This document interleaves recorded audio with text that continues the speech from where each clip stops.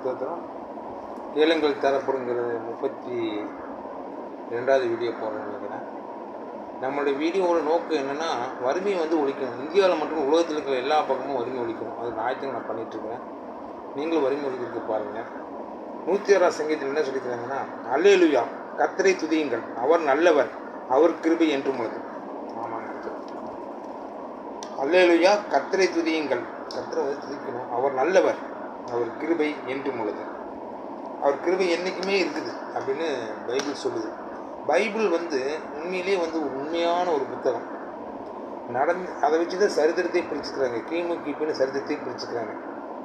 சாத்தான் என்ன பண்ணுறான்னா, நம்ம கடவுள் மாதிரி உருவத்தில் நம்மளை படைச்சனால, அவர் ரூபத்திலே நம்மளை படைச்சதுனால, அந்த ரூபத்தை எவ்வளோ கேவலப்படுத்தணுமோ அவ்வளோ கேவலப்படுத்துகிறோம். அதை பார்த்து அவன் சந்தோஷப்பட்டுக்கிறான். சாராயம் கொடுக்குறான், அதை கொடுக்குறான், இதை கொடுக்குறான் அப்படின்ட்டு. அப்படிங்கிறப்ப பார்த்தீங்கன்னா, நம்ம அந்த சாத்தானுக்கு அடிமையாகி செய்கிறப்போ பாட்டிலில் கை வச்சு டான்ஸ் எல்லாம் எப்படி இருக்கும், எவ்வளோ சந்தோஷமாக சாத்தானுக்கு கடவுளே ஆடுற மாதிரி நினச்சிப்பான் இல்லையா? அந்த மாதிரிலாம் கற்பனை பண்ணிக்கிறாங்க. கடவுளை நேரடியாக மோத முடியாது.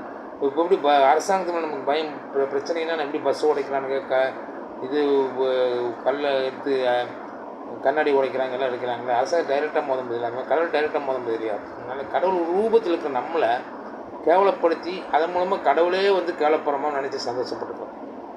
அதே மாதிரி பார்த்திங்கன்னா, அதனால் அவனுக்கு ஒரு சந்தோஷம், சரியான சந்தோஷம்.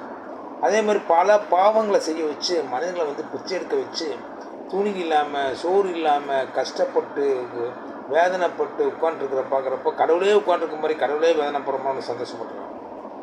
அப்போ நம்ம சாத்தான நம்ம கோவப்படுத்தணும், கடவுளை மையப்படுத்த என்ன பண்ணுன்னா, இந்த இயலாதவர்களுக்கு நம்ம உதவி செய்கிறப்போ, கஷ்டப்படுறவங்களுக்கு சாப்பாடு வாங்கி கொடுக்குறப்போ, அவன் வயிறு நிறையிறப்போ சாத்தானுக்கு வயிறு எரியும். பசியோடு இருந்தால் பார்த்து சந்தோஷப்படுவான். ஆனால் வயிறு நிறைஞ்சு அவன் சந்தோஷப்பட்டு சிரிச்சானா அவனுக்கு எவ்வளோ எரிச்சலாக இருக்குது சாத்தானுக்கு. சாத்தானுக்கு எரிச்சல் வரக்கூடிய காரியங்கள்லாம் நம்ம பண்ணணும். ஏழைகளுக்கு எல்லாம் உதவணும். உதவுறப்போ என்ன ஆகுன்னா, சாத்தான் வெறுத்துருவான். என்னடா இந்த மனிதர்கள் கடவுளை மையப்படுத்துகிறாங்க அப்படின்ட்டு ஆச்சரியப்படுவான்.